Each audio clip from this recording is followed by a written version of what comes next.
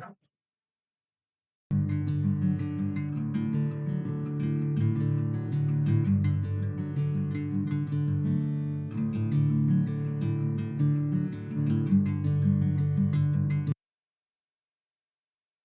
my dear students. So, today we are going to start with our next lesson, that is Lost Spring Stories of Stolen Childhood, written by Anis Chung. So, first of all, let's talk about the author of this chapter, who is Anis Chung. She's a renowned Indian author and journalist who writes about social issues and the lives of underprivileged. Underprivileged means poor and disadvantaged people. Through her observations and interviews, she brings before us the struggles of children who are deprived of education, opportunities, and a carefree childhood. In Lost Spring, she presents two real life stories that reveal how poverty forces children into child labor and prevents them from fulfilling their dreams. Now, if we talk about the title of this story, the title Lost Spring, it is highly symbolic. ये बहुत ही ज्यादा symbolic है. It represents something. और वो क्या है? That spring is generally associated with happiness, growth, beauty and new beginnings. And इसी तरीके से जो हमारा चाइल्डहुड होता है, childhood too should be a period of joy, learning and hope. Spring को और चाइल्डहुड को कनेक्ट किया है. जो है इट इज सिंबॉलिक. जो स्प्रिंग सीजन है वो चाइल्डहुड को सिंबलाइज करता है. जैसे चाइल्डहुड में जॉय होती है, learning, hope. Similar to spring, it shows happiness, growth, beauty, and new beginnings. So, however, the children described in this chapter lose these precious opportunities. जैसे वो अपनी learning, joy, hope को lose कर देते हैं अपने childhood में, तो इस तरीके से यहाँ पे spring को एक lost spring कहा गया है because of poverty and social inequality. जो unfair difference इन अपॉर्चुनिटीज उनको मिलता है, उन बच्चों को. thus their spring time of life is lost before it truly begins. So इसका जो टाइटल है स्टोरी का, इसके ऊपर भी जो क्वेश्चन है मोस्ट ऑफ द टाइम्स आ जाता है because it is quite symbolic. So we must look at the title and understand why is it appropriate. Okay, now let's talk about the chapter. सबसे पहले हम इसकी इंट्रोडक्शन करते हैं. तो इस चैप्टर में हमें क्या देखने को मिलता है? The chapter consist of two stories. दो स्टोरीज हैं, दो बच्चों की स्टोरीज हैं. एक पहली स्टोरी जो है, the first one, it is about Sahib Alam. एक बॉय है जो कि एक रैग पिकर है. रैग पिकर कौन होता है? जो कि वेस्ट collect करता है from the surroundings and for sale. And this boy Sahib Alam, he was living in Simapuri. And the second story in the chapter focuses on Mukesh, a young boy from Firozabad who belongs to a family of bangle makers. Although their circumstances differ, उनकी जो हालात हैं दोनों के ही different होते हैं. Both children are victims of poverty and child labor. Through their experiences, the author exposes the realities hidden behind economic hardship. जो उनको फाइनेंशियल डिफिकल्टीज जो हैं वो सहनी पड़ती हैं, तो उनके एक्सपीरियंस के थ्रू जो ऑथर है वो हमें लाइफ की जो हिडन रियलिटीज होती हैं, इकोनॉमिक हार्डशिप्स होती हैं, उनको जो है दिखाता है. Okay, now in the beginning let's talk about Sahib Alam, जो हमारा पहला कैरेक्टर है पहली स्टोरी का. So who is he? Who is Sahib Alam? कौन है, कहाँ से आया है, यहाँ क्यों रह रहा है और रैग पिकिंग क्यों कर रहा है? तो ऑथर अपना एक्सपीरियंस शेयर करते हुए बोलती हैं कि every morning the author notices a young boy named Sahib Alam searching through garbage heaps. Right, वो रोज जाता है कचरे के ढेर में जाके वहां पे गार्बेज जो है उसमें से कुछ वैल्यूएबल चीजें निकालने की कोशिश करता है.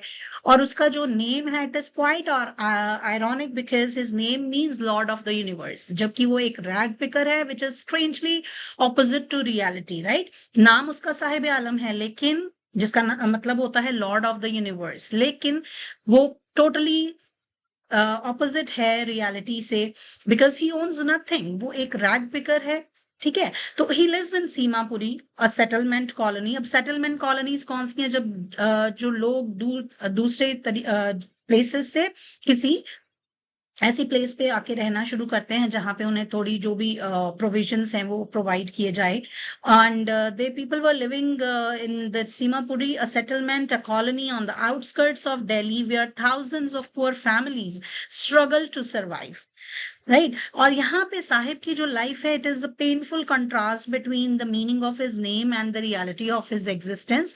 तो यहाँ पे हमें आयरनी देखने को मिलती है, बिकॉज उसकी जो लाइफ है, रियल लाइफ जो है, उसके नाम से बिल्कुल ऑपोजिट है, ठीक है।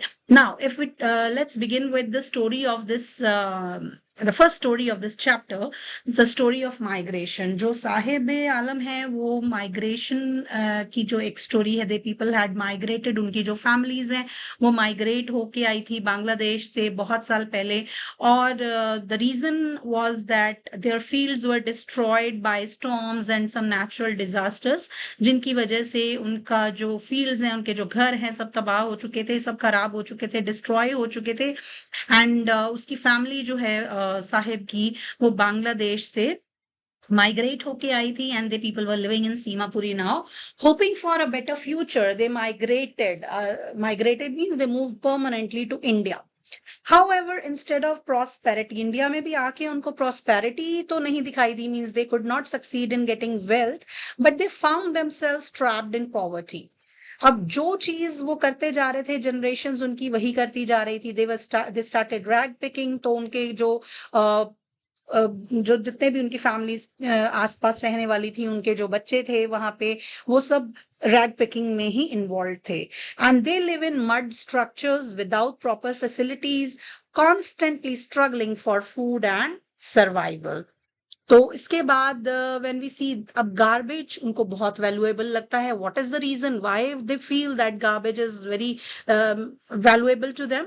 For Saheb and many other children in Seemapuri, garbage is not merely waste, वो उनके लिए एक सोर्स है इनकम का, sometimes even a source of hope, जहां से उन्हें उम्मीद नजर आती है। क्योंकि कभी कभार ऐसा भी होता है कि उन्हें वहां से बहुत ही वैल्यूएबल चीजें जो हैं वो मिल जाती हैं। तो जैसे जैसे they search through the heaps, they occasionally discover coins, कभी कभी उनको पैसे भी मिल जाते हैं, कभी टॉयज मिलते हैं, कुछ ऐसे ऑब्जेक्ट्स मिलते हैं दैट कैन बी सोल्ड, जिनको वो सेल करके एक अच्छा अमाउंट जो है वो अर्न कर सकते हैं, जिनसे उनके घर चलते हैं।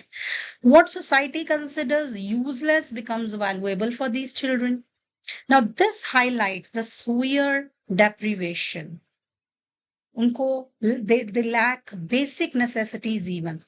And these kind of deprivations they experience every day. Now, he had some unfulfilled dreams. तो ऑफन जो ऑथर है वो देखता है कि साहिब जो है, he is looking longingly at children who are playing tennis, and Sahib Alam, he also wanted to go to school like any other child. He dreams of playing and enjoying life. However, poverty does not allow him such luxuries. वो tennis खेलना चाहता है, वो school जाना चाहता है, लेकिन उसको वो फैसिलिटीज मिल नहीं पाती हैं because of poverty. Instead of attending school or participating in games, he spends his days collecting garbage to help support his family. तो यहाँ पे I would like to explain one incident when the author, she was speaking to Sahib Alam, and she asked him why he doesn't go to school. तो साहिब आलम उस पे answer करता है, reply करता है कि उनकी लोकेलिटी में कोई स्कूल नहीं है। तो अनिस जंग उसको कहती हैं कि जब वो एक ऐसा स्कूल बना देंगी, क्या वो स्कूल जाएगा? तो साहिब आलम सेड डेफिनेटली। तो कुछ ही दिन के बाद जब दोबारा वो साहिब आलम जो है वो अनिस जंग को मिलता है, तो भागता हुआ आता है और कहता है कि इज योर स्कूल रेडी? तो इस चीज को देख के उसको लगता है कि शायद उसने एक ऐसा फॉल्स प्रॉमिस कर दिया जो कभी पूरा नहीं हो सकता, और उसे ऐसे ही फॉल्स प्रॉमिसेस याद आते हैं जो अक्सर गवर्नमेंट जो है ऐसे लोगों के साथ करती है। तो at this stage of the story we see कि किस तरीके से पॉवर्टी ने साहिब का जो चाइल्डहुड है उसको खत्म कर दिया, and he the poverty stole Saheb's childhood. Instead of education and play, he is forced to work for survival. उनका अपना घर चलाने के लिए जो है एजुकेशन और प्ले की जगह पे उनको रैग पिकिंग करनी पड़ती है। अब एक दिन साहिब जो है उसको जब एनिस जंग मिलती हैं तो एनिस जंग ने देखा कि साहिब जो है उसने डिस्कार्डेड किसी के फेंके हुए जो टेनिस शूज हैं वो पहने हुए थे, जो कि एक बहुत अमीर लड़के को बिलोंग करते थे। तो although the shoes are worn out, वो फटे हुए शूज थे और वो उसको प्रॉपरली फिट भी नहीं हो रहे थे, Sahib feels happy wearing them. तो इस इंसिडेंट को देख के it shows how even small possessions bring joy to children who have very little. It also reflects the vast gap between the rich and the poor. कि एक फेंकी हुई चीज किसी अमीर आदमी की, वो इन गरीबों के लिए किस तरीके से एक बहुत ही जो है पोजेशन बन जाती है, बहुत इंपॉर्टेंट, और ये उनके डिफरेंस को जो है शो करता है। राइट नाउ लेटर स्टेज पे हमें पता चलता है, we see that Saheb finds work at a tea stall where he earns a small salary. वहां पे उसे 800 रुपीज की सैलरी जो है वो मिलती है। और surprisingly author notices that he appears less cheerful than before. जब वो एक ग्रुप बना के अपने दोस्तों के साथ रैग पिकिंग के लिए जाता था तो बहुत ही इंडिपेंडेंट और खुश फील करता था, लेकिन अब वो एक टी स्टॉल पे काम करता है और वहां काम करते हुए वो खुश नजर नहीं आता, क्योंकि उसके ऊपर एक बर्डन है, एक उसकी जो फ्रीडम है वो खत्म हो गई है। अर्लियर जब वो रैग पिकिंग करता था, enjoy certain freedom despite poverty, क्योंकि वो अपने लिए काम कर रहा था, उसका अपना काम था।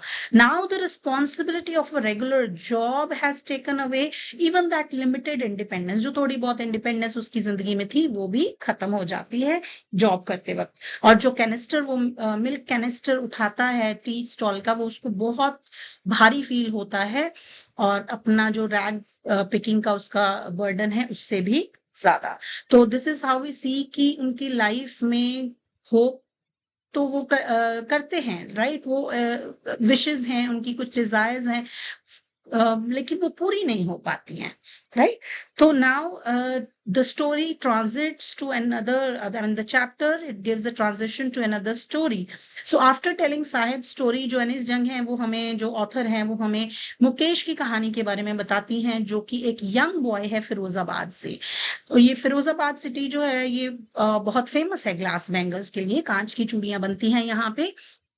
While Sahib's life revolves around rag picking, Mukesh belongs to a community trapped in the hereditary occupation of bangle making. तो हमने देखा साहिब की जो लाइफ है वो तो रैग पिकिंग मींस वो कूड़ा उठाने वाले में से है, लेकिन जो मुकेश है वो बैंगल मेकिंग मेकर्स की फैमिली से है, जिनका occupation generation after generation, it is hereditary, means it pass from one generation to another.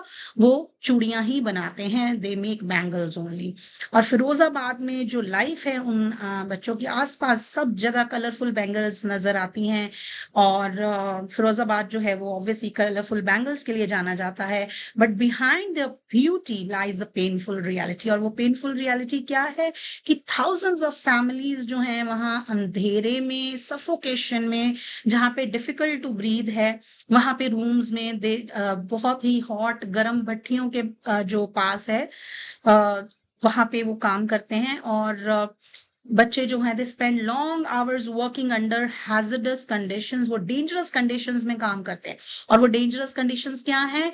Darkness where they are working, और गर्म भट्टी के पास वो काम करते हैं, जिनकी वजह से उनकी आंखों की रोशनी जो है वो चले जाती है। The I site suffers a lot, their lives are shaped by poverty and exploitation. और सेम लाइक साहिब, जो वहां के भी बच्चे हैं फिरोजाबाद के, वो स्कूल नहीं जा पाते बिकॉज उनको घर के लिए, अपने सर्वाइवल के लिए अर्न करना पड़ता है, काम करना पड़ता है बैंगल मेकिंग का। वो लोग बैंगल मेकिंग का काम करते हैं, लेकिन उन्हें उनकी इंपॉर्टेंस नहीं पता। वहां की लेडीज जो हैं वो भी बैंगल्स बनाती हैं, लेकिन उन्हें ये नहीं पता कि इन बैंगल्स की उनके लिए क्या इंपॉर्टेंस है। जब उनकी मैरिज होती है तो ये एक बहुत ही ऑस्पिशियस जो है चीज मानी जाती है बैंगल्स। तो they have been into this work from generation to generation. Then if you talk about Mukesh dream, again Mukesh जो है एक होप दिखाता हुआ कैरेक्टर है।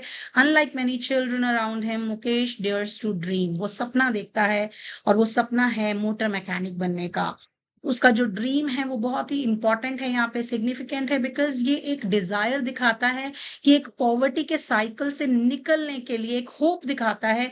ही wants to break free from the cycle of poverty and traditional occupation.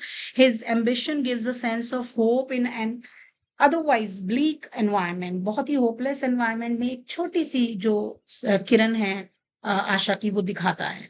तो obstacles भी आती हैं मुकेश को अपने ड्रीम को जो है फुलफिल करने के लिए. मुकेश का जो ड्रीम है, obvious it is not easy to achieve. अगर वो बैंगल मेकिंग छोड़ के अपने इस ड्रीम के लिए शहर में काम सीखने चला जाता है, तो उसकी जो सर्वाइवल है वो बहुत ही मुश्किल हो जाएगी. But yes, definitely he talks about his dream and he says that one day he is going to be a motor mechanic. His family lacks financial resources, educational opportunities and social support. Generations of Bengal makers have accepted their fate. तो उनकी जो जितनी generations हैं वो एक के बाद एक उन्होंने अपनी किस्मत को as it is he accept कर लिया है. लेकिन मुकेश जो है एक hope दिखाने वाला कैरेक्टर है स्टोरी में. एंड जो जितनी भी जनरेशंस हैं उन्होंने अपने इस फेट को अपनी डेस्टिनी मान लिया, believing that they can not escape their circumstances.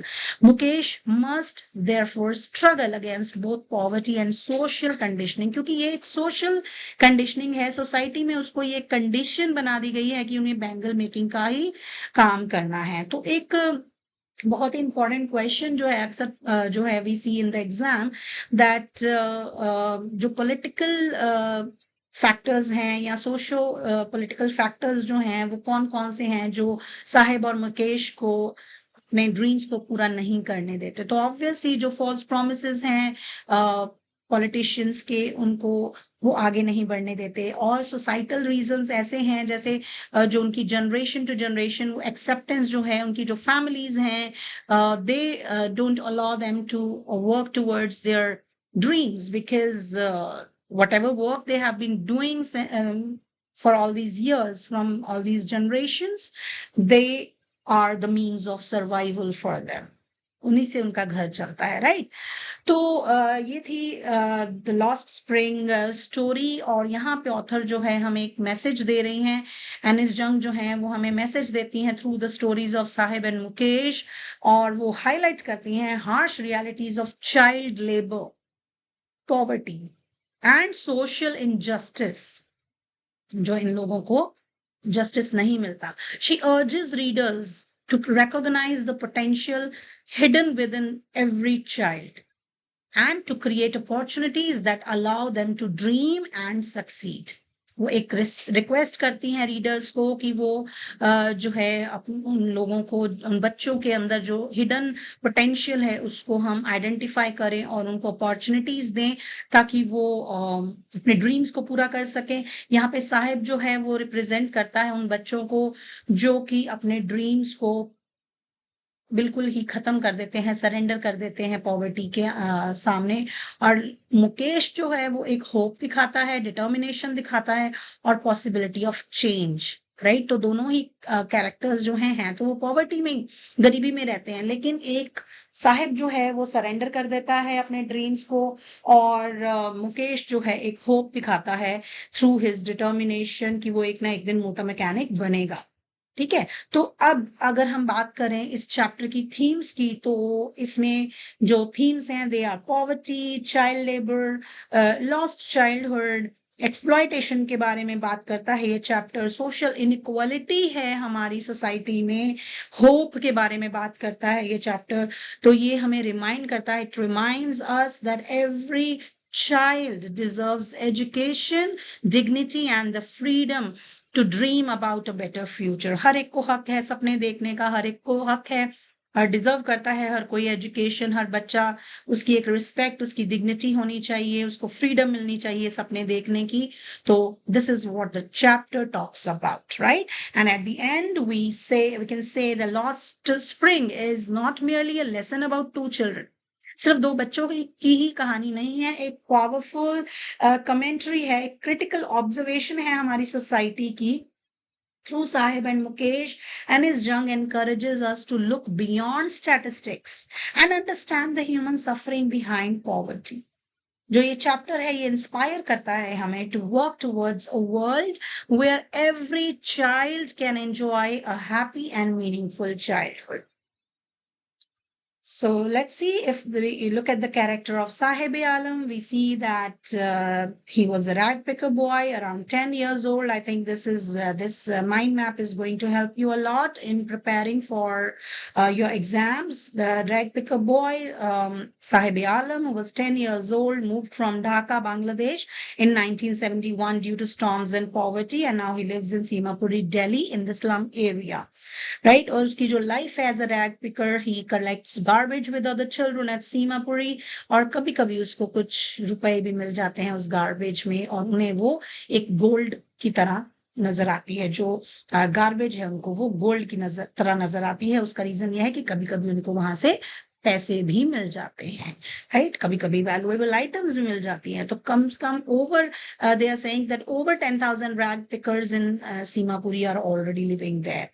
ठीक है. तो साहिब आलम के नाम का मतलब है लॉर्ड ऑफ द यूनिवर्स. लेकिन there is irony in it because his life is totally opposite to what his name says. Right उसकी बहुत सी स्ट्रगल्स हैं. He lives in a poor unhealthy slum, no education, no childhood, always working barefoot, braving cold and garbage. कुछ भी उसको situation हो ही suffers a lot and he tolerates everything, helps his family to survive day by day. और उसके साथ और भी बच्चे हैं जो ड्रैग पिकिंग करते हैं. राइट और अब उसकी क्या पोटेंशियल है वो वहां से खड़े होके देखता है एवरीडे टेनिस ग्राउंड में क्लब के बाहर. And he said I like the games of the children in the club ground. तो that means he wants to play tennis. उसके अंदर एक ये हिडन टैलेंट है. वो टेनिस कभी कभार खेलता भी है अंदर जाके और wants to play tennis, admires boys with rackets but he can not afford it. Right ना उसका क्या ड्रीम है and he wants to go to school. He said, I will go to school if there is one. Right? But he has no real hope actually. And once said that he wanted to own an ice cream shop as well. तो इसके बाद अगर हम बात करें मुकेश की कहानी की तो मुकेश जो है ऑथर जो है मुकेश को मिलती हैं जो कि फिरोजाबाद का ही एक लड़का है और वो बैंगल मेकर्स की फैमिली से है जो कि obviously Firozabad is famous for glass bangles और बहुत सी फैमिलीज इस जनरेशन आफ्टर जनरेशन इस काम में जुड़ी हुई हैं.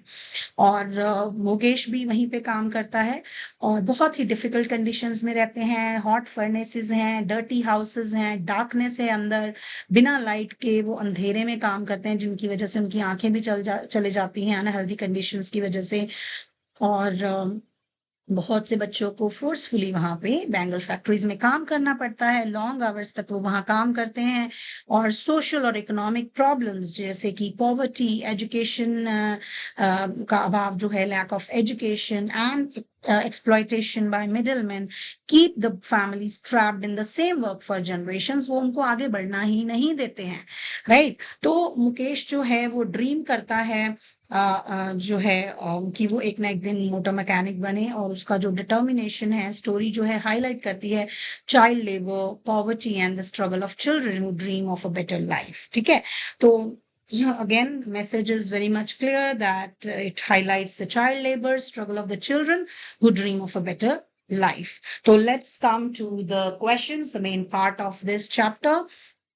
Sahib's name means Lord of the Universe, but he owns nothing. Now, what does it mean? What literary device is reflected in this statement and what does it reveal about Sahib's life? तो अब question हमें क्या पूछ रहा है? Literary device. तो literary device इसमें जो यूज हुई है वो है irony. The statement reflects irony यहाँ पे दिखाई गई है because sahibs name suggests power and wealth. ये अभी हमने डिस्कस किया इन the beginning of the chapter कि साहिब आलम के नाम का मतलब है लॉर्ड ऑफ द यूनिवर्स, जबकि उसकी लाइफ जो है वो लॉर्ड वाली नहीं है, टोटली ऑपोजिट है उसके नाम के. तो there is irony in it because reality में he lives in extreme poverty. ठीक है आयरनी कब होती है? जब आइडियाज आर ऑपोजिट. जो दिखाया जाता है वो वैसा होता नहीं है। तो it highlights the harsh contrast between his name and his actual circumstances. उसके बाद एक सेंटेंस आता है चैप्टर में, that is garbage to them is gold. ये भी अक्सर हमने क्वेश्चन पेपर में देखा है आता हुआ। So why does the author compare garbage to gold for the children of Seemapuri? तो the children find objects in garbage जो कि बहुत उनके लिए वैल्यूएबल हो जाते हैं जब वो उनको सेल करने जाते हैं। कभी कभी उनको उसमें से रुपए के कुछ सिक्के भी मिल जाते हैं, और या फिर ये जो जितनी भी वैल्यूएबल आइटम्स उनको वहां से मिलती हैं और उनकी जो फैमिली है उसको यूज करती है। इसलिए therefore garbage becomes a source of livelihood and hope, making it as valuable as gold to them. Right? Now comes the assertion reasoning question. बेटा अब assertion reasoning में sometimes जो students हैं वो अक्सर इसमें स्टक कर जाते हैं। तो assertion is a statement given और reason जो है वो उसको प्रूव करता है, राइट? तो जैसे assertion है, Sahib looked less cheerful after getting a job at the tea stall. Reason है he lost the freedom he enjoyed while rag picking. तो जब भी आपने assertion reasoning क्वेश्चन करना है, assertion को पढ़ के देखिए और उसके साथ because लगाइए। Sahib looked less cheerful after getting a job at the tea stall because he lost the freedom he enjoyed while rag picking. क्या ये इसको सपोर्ट करता है रीजन जो है? तो yes, both A and R are true. Assertion and reasoning are true and R is the correct explanation of A. ठीक है? तो अदरवाइज अगर आप रीजन पहले पढ़ते हैं, he lost the freedom he enjoyed while rag picking, तो आप देखिए कि क्या ये assertion को सपोर्ट करता है। ठीक है? Now, although the job provided a regular income, it deprived Sahib of the little freedom he had earlier. तो ये इसको कैसे justify करता है कि पहले जो है Sahib was enjoying his freedom but not now. ठीक है? तो इसका जो रीजन है ये डेफिनेटली यही है कि वो चेयरफुल इसीलिए नहीं है क्योंकि वो अपनी इंजॉय जो फ्रीडम है वो इंजॉय नहीं कर पा रहा। Now, if we look at the competency-based question, एक देखते हैं जो कि है what does the chapter suggest about the relationship between poverty and child labor? Child labor और poverty एक दूसरे के साथ कैसे connected हैं? तो let's see. The chapter shows that poverty often forces children to work instead of attending school. गरीबी होती है तो definitely उनको काम करना ही पड़ता है, घरों में उनको स्कूल नहीं भेजा जाता। Child labor then prevents them from gaining education, creating a cycle of poverty that continues across generations. ठीक है? अब केस बेस्ड क्वेश्चन है। एक केस है that Mukesh इंसिस्ट्स on becoming a motor mechanic. वो बार बार इंसिस्ट करता है कि वो मोटर मैकेनिक ही बनेगा। तो इससे हमें मुकेश के ड्रीम से उसकी पर्सनालिटी के बारे में क्या पता चलता है? इससे हमें पता चलता है कि मुकेश जो है एक डिटर्मिन्ड बॉय है, करेजियस है और होपफुल है। Unlike others who accept their fate, उसकी फैमिली के बाकी जो मेंबर्स हैं उन्होंने अपने फेट को जो है एक्सेप्ट कर लिया है, लेकिन मुकेश जो है हमें होप दिखाता है। He is always hopeful and he dreams of a different future and is willing to challenge traditional expectations. Traditional expectations क्या है? कि वो भी बैंगल्स ही बनाए, क्योंकि उसकी बाकी की जनरेशन जो हैं वो भी बैंगल्स ही बनाते जा रही है। Now the next question is why has the author titled the chapter Lost Spring? जो भी हमने डिस्कस किया इन द बिगिनिंग की जो टाइटल है वो लॉस ऑफ चाइल्डहुड को शो करता है, बिकॉज चाइल्डहुड जो है हैप्पीनेस जॉय दिखाता है और स्प्रिंग सीजन जो है वो भी cheerful, जब trees leaves greenery it grows once again. तो स्प्रिंग जो है वो चाइल्डहुड दिखाता है और बच्चों का जो चाइल्डहुड है they had lost it because of child labor. So that is why it is written lost spring instead of lost childhood. So this is what we had already discussed, that poverty and child labor, they rob children, they rob their childhood, and which means it robs their springtime in their life. So next is, do you think poverty alone is responsible for the condition of the children in Lost Spring? We have to give reasons. No, definitely not. Poverty ही एक ऐसा factor नहीं है। उनकी जो social inequality है, उनका जो फैमिली बर्डन है और एक एक्सेप्टेंस है उनकी जनरेशन्स की, लैक ऑफ एजुकेशन है, एक्सप्लॉइटेशन है, जो मिडल मैन होते हैं, पुलिस मैन हैं एंड ऑल दैट, अगर वो कुछ भी आगे बढ़ना चाहते हैं, कुछ अपनी आवाज उठाना चाहते हैं तो उसको दबा दिया जाता है। गवर्नमेंट जो है उन लोगों को निग्लेक्ट करती है, सिर्फ एक वोट बैंक बढ़ाने के लिए उनको थोड़ी फैसिलिटीज जैसे कि राशन कार्ड्स एंड वो चीज़ें उनको प्रोवाइड कर दी जाती हैं और उनकी जो ट्रेडिशनल ऑक्यूपेशंस हैं, ये सारी की सारी उनकी इस कंडीशन को के लिए कंट्रीब्यूट करती हैं। तो ये सारे फैक्टर्स जो हैं, ये बच्चों को एक पॉवर्टी के साइकिल में, चाइल्ड लेबर के साइकिल में ट्रैप करते हैं। ठीक है। Now, let's do one more competency-based question. How do Sahib and Mukesh represent two different responses to poverty? Of course, they show some two different responses because Sahib जो है वो अपने circumstances के हिसाब से अपने फेट को एक्सेप्ट कर लेता है और एक टी स्टॉल पे काम करना शुरू कर देता है, अपनी फ्रीडम को खो के वो वहां पे काम करना शुरू कर देता है। लेकिन मुकेश जो है, still he dreams of a different future. वो अपने उस ट्रैप से निकलना चाहता है, वो एक मोटर मैकेनिक बनना चाहता है। राइट, तो वो होप एंड डिटर्मिनेशन दिखा रहा है हमें to overcome poverty. Right. And one last question is that if Sahib had access to quality education, how might his future have been different? तो ये एक आंसर मैंने आपको यहाँ पे दिया है, लेकिन it depends on your own thinking.